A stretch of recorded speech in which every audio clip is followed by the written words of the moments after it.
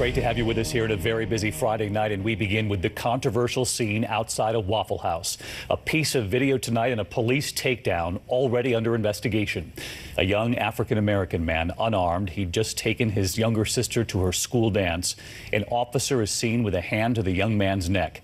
He is then slammed to the ground. Tonight, we have just heard from Waffle House, which was already in the news after another controversial police arrest. ABC's Chief Justice correspondent Pierre Thomas leading us off. Tonight, outrage growing after this confrontation caught on cell phone video. A police officer wrestling with 22-year-old Anthony Wall, who had taken his younger sister to the prom. He's still wearing his tuxedo vest.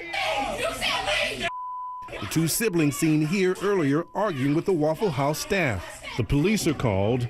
We don't know what happened next, but here we see that officer grabbing Wall's neck. I was pretty much trying to scream for air and to breathe because he was holding my throat. So that's when I got aggressive with him, because you are choking me. Wall then ends up on the ground as the officer tries to handcuff him. Get your hands off me! Get your hands off me! Get your supervisor out here and get your hands off me! Wall says he accepts responsibility for being rowdy in the restaurant. I think I went overboard as far as like me going back and forth with them. It could have been avoided. But at that time I was angry because of how we was treated. But he also says the officer went too far. I'm not trying to be a person that die out here or anything like that. I just want you to stop choking me. Wall was charged with disorderly conduct and resisting arrest. The case is now under investigation as authorities assess whether there was excessive force. Waffle House says their CEO spoke to Wall today by phone to apologize and to check in on him. This comes less than 3 weeks after another controversial arrest in a Waffle House in Alabama, where police pulled a woman off a chair and onto the floor. Pierre Thomas with us live tonight. And Pierre, we've now heard from Waffle House, but we're also hearing from Bernice King, the daughter of Martin Luther King Jr. She's calling for a boycott of Waffle House. That's right, David. Bernice King is tweeting tonight, "Family, let's stay out of Waffle House until they start to implement changes." David? Pierre Thomas leading us off tonight. Pierre, thank you. Waffle House says it is cooperating with law enforcement after a video surfaced of a North Carolina police officer violently arresting a customer. Here's the video. You're gonna slam me on the window. He's not supposed to be doing that. Out for me. I'm glad I'm recording this. He's not supposed to be doing that.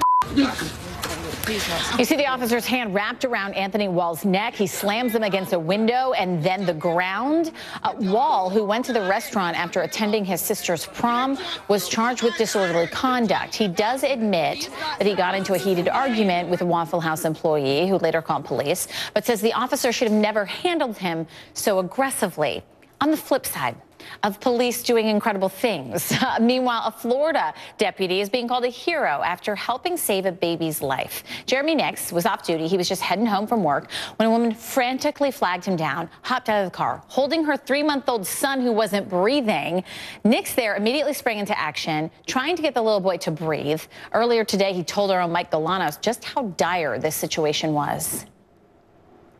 Right away, I took him, went to my knees, checked his breath, checked him for heart rate. I had nothing. Tried to give him a few chest compressions. Like I said, he was rigid, so it was kind of tough. Give it a little more effort. Was able to get a couple of chest pumps in there, and that kind of kicked up a breath. Good. Which gave me a little hope. Yeah. At that point, give it a little bit more, and he gave me a second breath. And at that point, I had to make a determination whether I wait or I leave.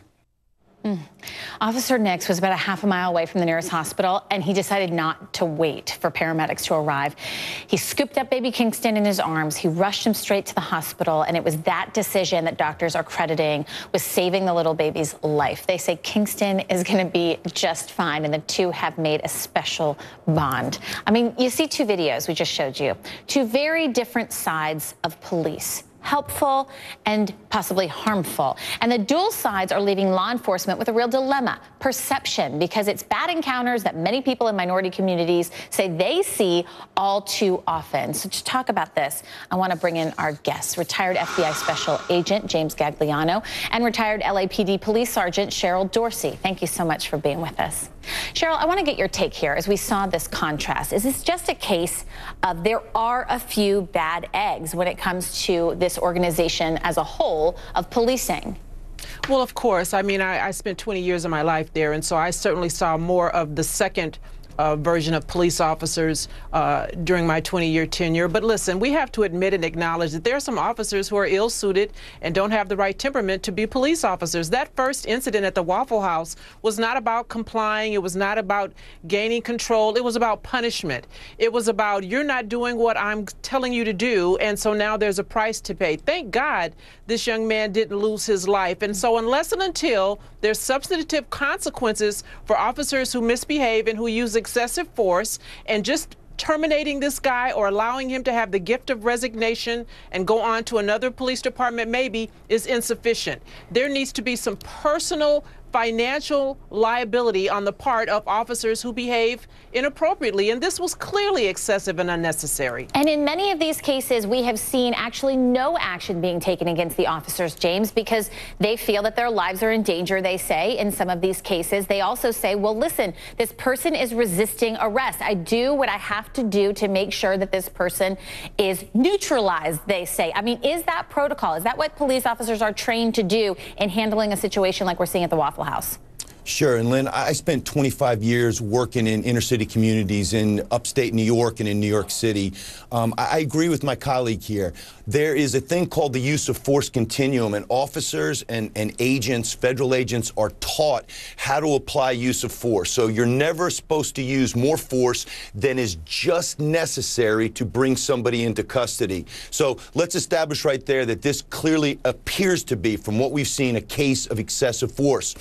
But we also have to couple that with the fact that we're living in different times right now. And the different times we're living in means that people are being taught, or they're just being accustomed to, not complying with police officers' requests. I can tell you from experience that the worst thing that a police officer wants to respond to is a restaurant or a neighborhood that calls in and says, hey, we've got a rowdy customer, or we've got somebody that's not leaving when they're supposed to. Can officers respond? That is an officer's nightmare. You're hoping that by the time you get there, the person is gone, because today, people just do not want to walk away from these situations, and it makes it very difficult. That does not in any way condone excessive force, and with what I've seen on this video, I agree with my colleague. I think this was a case of excessive force. So, Cheryl, is part of the problem that police officers are being able to determine themselves how much force is needed, considering the circumstances?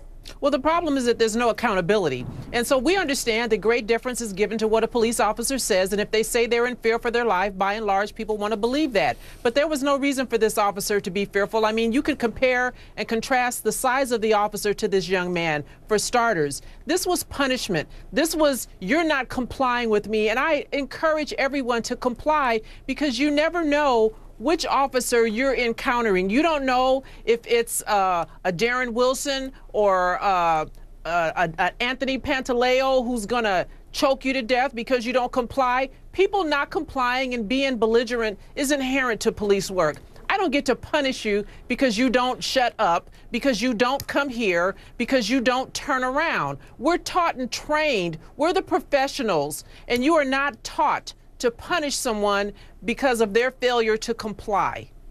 Cheryl and James, I know this is such a larger conversation, but as we saw with that police officer that saved the little baby's life, there are heroes out there. Both of you have given your careers to this profession and done great things with it. So maybe it's communicating to the communities that there are people like all of you out there as well. Thanks so much for being with me. I appreciate it. Thank you. Thank you. At 1:30. Next tonight, hear the firestorm after a grandmother was arrested in Alpharetta, Georgia. The 65-year-old pulled from her car. Here's ABC's Steve Osunsami.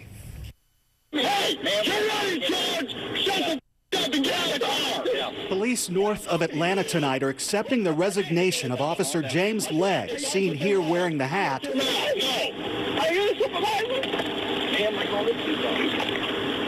Come on. seen repeatedly manhandling a gray-haired grandmother during a traffic stop last Friday. I need to make it so bad for you. We're calling the supervisor. They called in for 10 minutes. I want the supervisor now. It started with a ticket. 65-year-old Rose Campbell was pulled over by Alpharetta police for failing to maintain her lane and calling for a supervisor. Everybody does that. You're going to ask a cop if he gives you a ticket, unless you know you're wrong. You're going to ask why. Legg was the third officer to arrive. Police suspended him before he quit. In his resignation letter today, Legg defended his actions, saying that because of him, they were able to make the arrest. David? Steve Osensami, thank you. When we come back.